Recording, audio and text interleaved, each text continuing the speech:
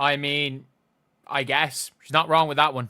But I think it's not an excuse. Everyone's playing a back-to-back. Everyone has this kind of rough schedule.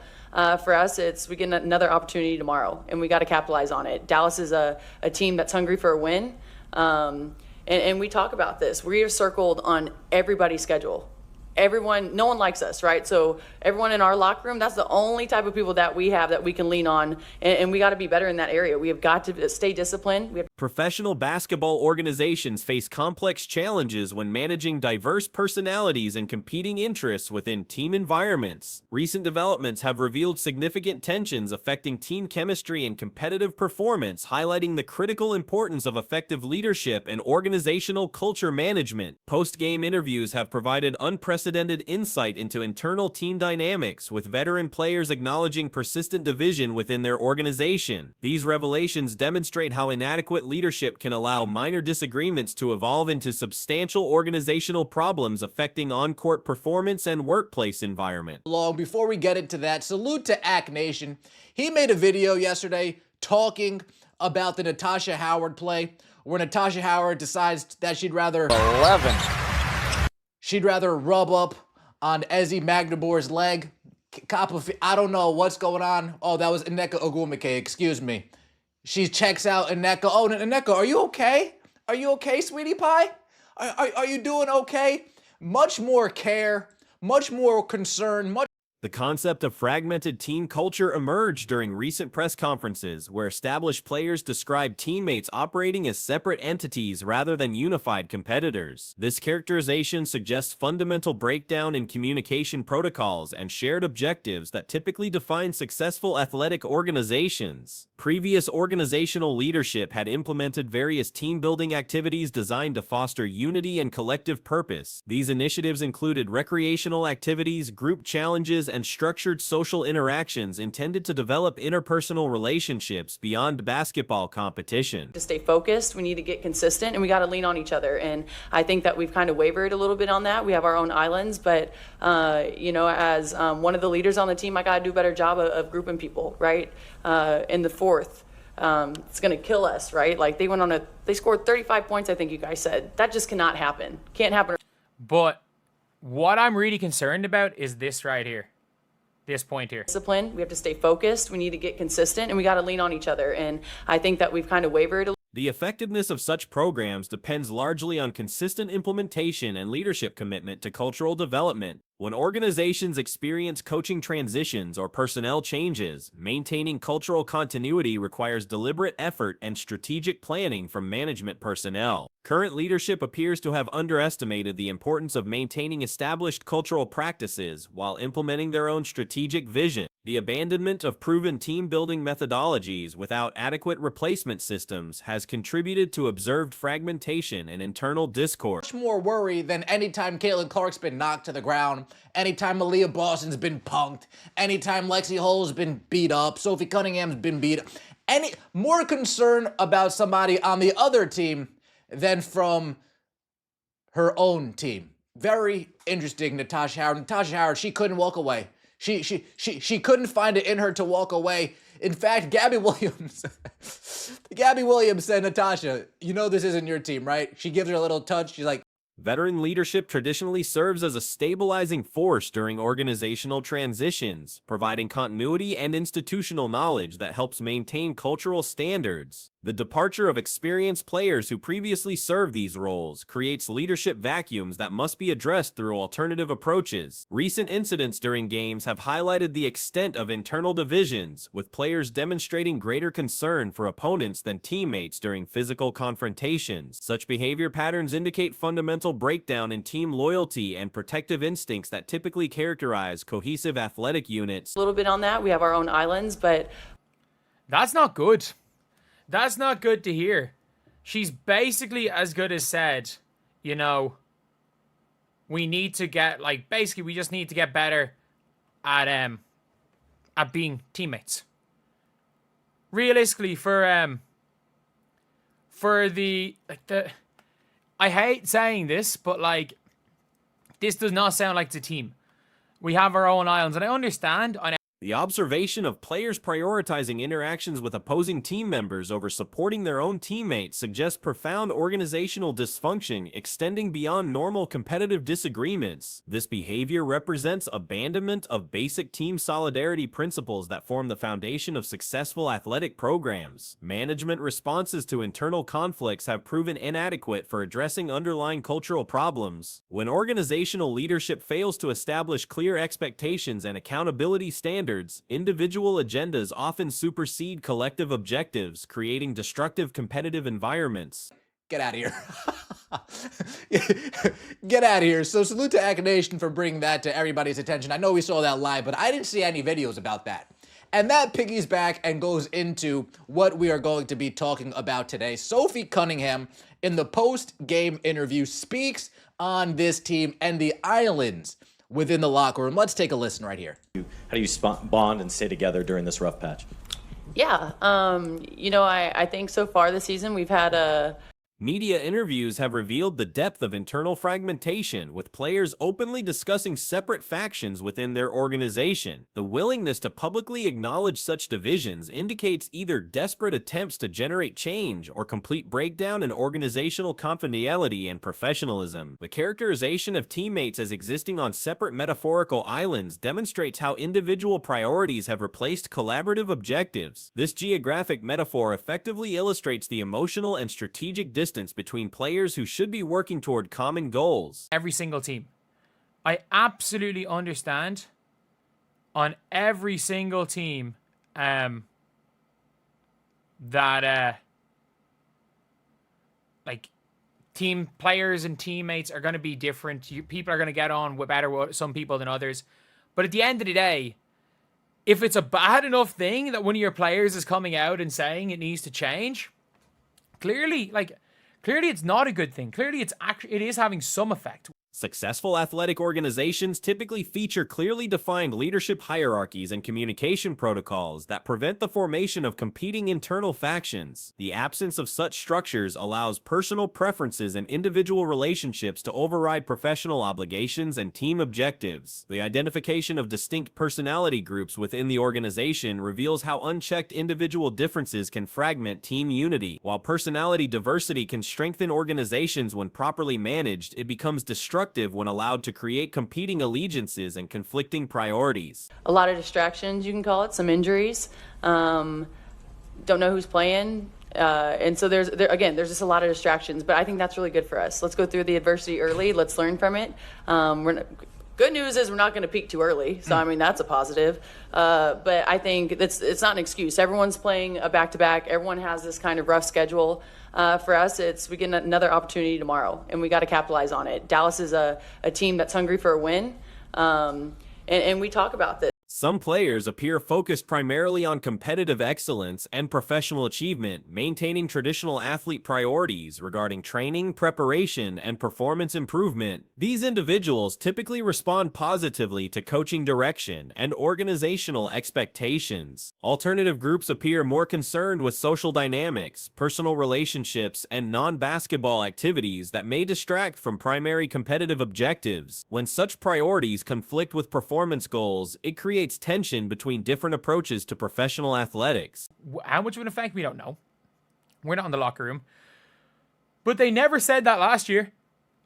It was never said, like, she's not questioning the locker room.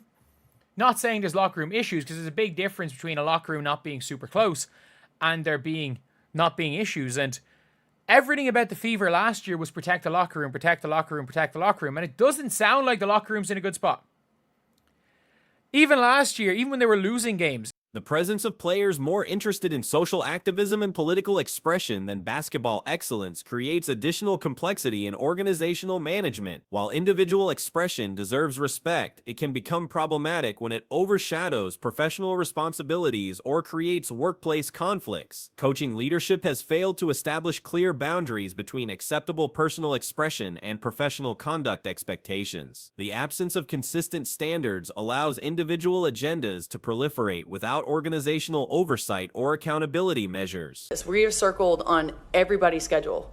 no one likes us, right? So everyone in our locker room, that's the only type of people that we have that we can lean on, and we got to be better in that area. We have got to stay disciplined. We have to stay focused. We need to get consistent, and we got to lean on each other. And I think that we've kind of wavered a little bit on that. We have our own islands, but as one of the leaders on the team, I got to do a better job of grouping people, right?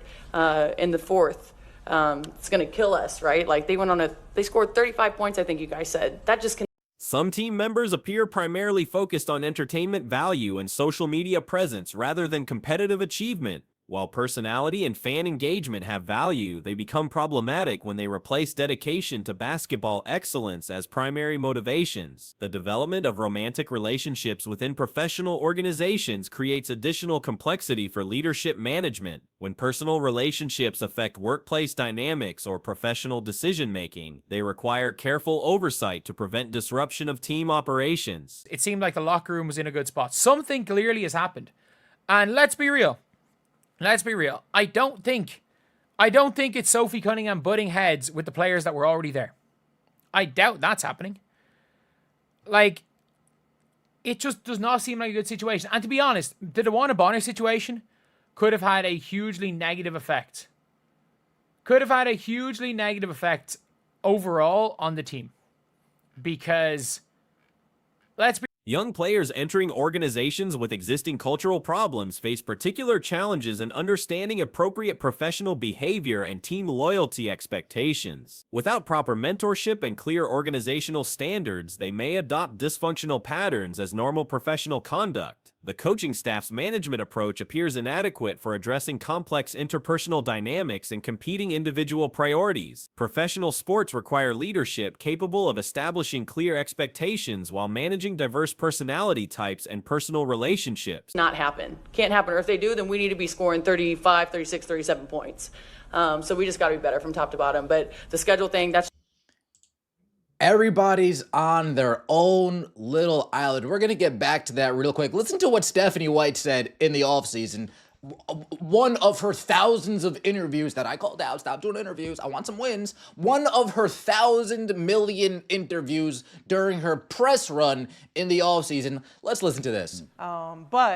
Administrative leadership has failed to fulfill fundamental responsibilities regarding organizational culture management and personnel oversight. The explicit promise to protect team chemistry and surround key players with appropriate personnel has not been achieved through actual management decisions. The contrast between public statements about cultural priorities and actual organizational outcomes demonstrates disconnect between administrative rhetoric and practical management execution. When leadership makes specific commitments about cultural management, failure to deliver creates credibility problems and undermines future change efforts. Be real. A locker room that's tight suddenly loses one of their leaders, and they could be out there playing the blame game. And I'm not saying there are locker room problems with the Indiana Fever, because I'm not, because that's not what she said. But there's a big difference between a locker room having locker room problems and a good locker room. Or a good, or even a winning locker room. There are big differences, because let's be real. I don't know if last year's a winning locker room, but there was vibes. Previous coaching regimes apparently maintained better cultural discipline despite potentially less sophisticated strategic approaches. The comparison suggests that tactical expertise cannot compensate for fundamental failures in team management and cultural leadership. The current situation illustrates how organizational change requires comprehensive planning that addresses cultural continuity alongside strategic innovation. When new leadership abandons proven cultural practices without adequate replacement systems, it risks destroying positive elements that contributed to previous success. Recovery from cultural fragmentation requires acknowledging existing problems while implementing systematic solutions that address both individual behavior and organizational structure. Band-aid approaches that ignore underlying dysfunction rarely produce sustainable improvement in team chemistry or competitive performance. Surrounding Caitlin and Aaliyah and Kelsey with the right